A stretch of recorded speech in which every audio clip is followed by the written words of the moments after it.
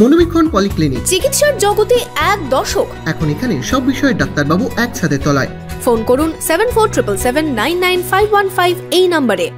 নিজের বিধানসভা এলাকায় রাজনৈতিকভাবে কার্যত কোণঠাসা হুমায়ুন কবির কি বিপাকে পড়েই সরাসরি আক্রমণের পথে যাচ্ছেন? শুক্রবার শোকজের জবাব দিয়ে কার্যত সাংবাদিকদের বুঝিয়ে দিলেন তিনি কোনো কিছুতেই দমে যাওয়ার পাত্র নন। এবার তিনি চাইছেন এসপার নয় ওসপার। খোদ মুখ্যমন্ত্রীও যে তার প্রতি অসন্তুষ্ট তা বৃহস্পতিবার বিধানসভায় মুখ্যমন্ত্রীর বক্তব্য থেকেই স্পষ্ট।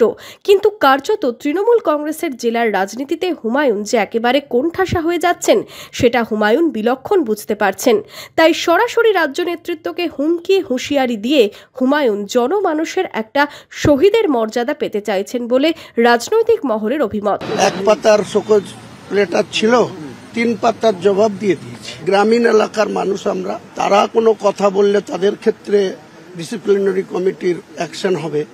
আর যারা বিশেষ করে ভবানীপুর কেন্দ্রের এলাকায় বসবাস করে, কলকাতা কেন্দ্রিক যারা থাকে, তাদের ক্ষেত্রে নিয়ম এক হবে। এর বিচারের ভার আম জনতার কাছে নিয়ে যাব। গ্রামের বিধায়করা অনেক ক্ষেত্রে অবহেলিত, আমি এটুকু বলবো। তৃণমূলেই থাকবো, তৃণমূলেরই সর্বোচ্চ নেত্রীর কাছে ডিমান্ড করব এবং নাম্বার 2কে ডিমান্ড করব। এখন তৃণমূল কংগ্রেস শোকজের জবাব পাওয়ার পর কি সিদ্ধান্ত নেয় তার দিকেই তাকিয়ে রয়েছে। একদিকে যেমন হুমায়ুন, অন্যদিকে জেলায় তার বিরোধী গোষ্ঠীও।